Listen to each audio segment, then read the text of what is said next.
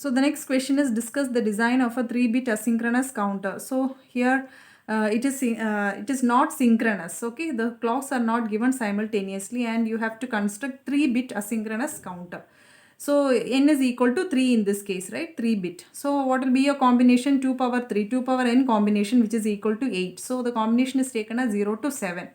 So since it is a 3-bit, 3 number of flip-flops is used. Okay, so here exam question, it is not mentioned which type of flip-flop. So I am going to take JK flip-flop with both the value shorted together, which will act as a T flip-flop. So J is equal to 1, K will be equal to 1. So it will act as toggle flip-flop, right? So your J will be, if J is equal to 1 and K is equal to 1, during the first clock pulse, what will happen? Q0 will be equal to 1. Next, it toggles to 0. It goes on. So the asynchronous clock counts, it is an up counter. Okay.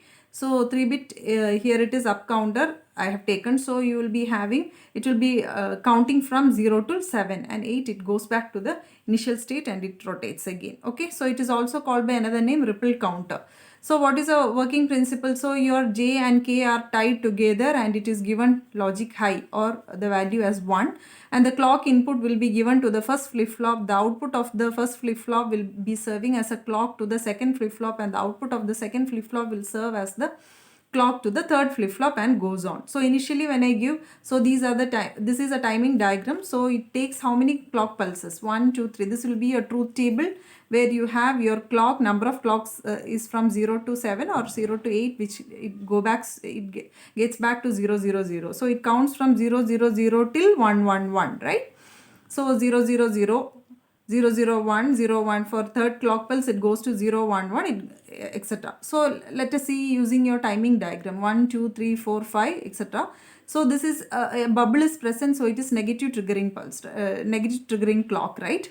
So the clock will be activated only during the falling edge. So during the first clock pulse, initially you have all the contents to be 0. Flip-flop all the contents to be 0. Now when I give the first clock pulse, what will happen? The Q0 will go to high. Q0 will go to high.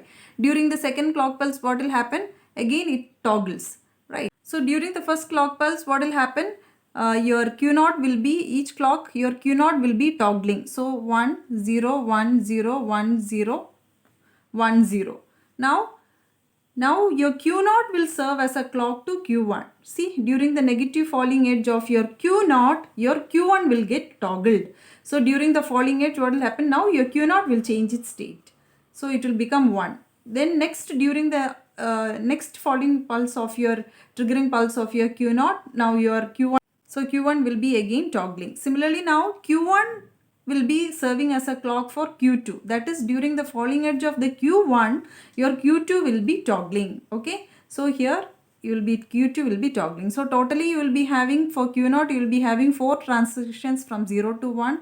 For Q1 you will be having 2 transition from 0 to 1, and for Q2 you will be having 1 transition. That is what given here.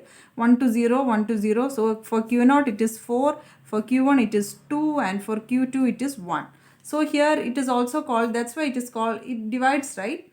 So it's also called as frequency divider circuit because the wave reduces by a factor of 2 at each stage. Okay. So the detailed explanation is there in the playlist. Okay.